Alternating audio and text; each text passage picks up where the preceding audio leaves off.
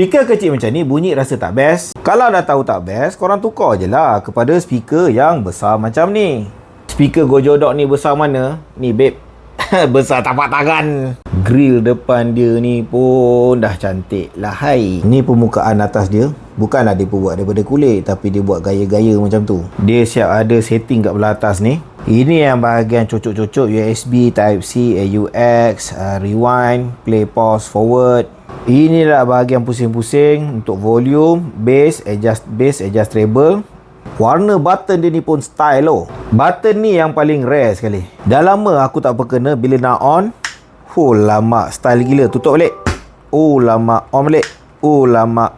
On off, on off, on off, on off, on off. Dia ni datang ada pelbagai warna. Aku sengaja ambil warna hitam sebab nak padankan dengan background ni. Kena kan? Hitam, hitam, hitam, hitam.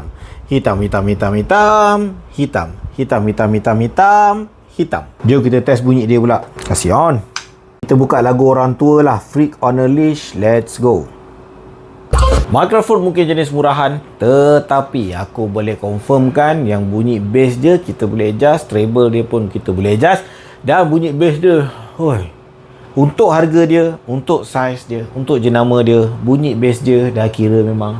Pada masa sama kita akan dapat dua benda ni. Ya, boleh lah nak dapat sekali kalau nak. Gaya memang dah ranggi dah.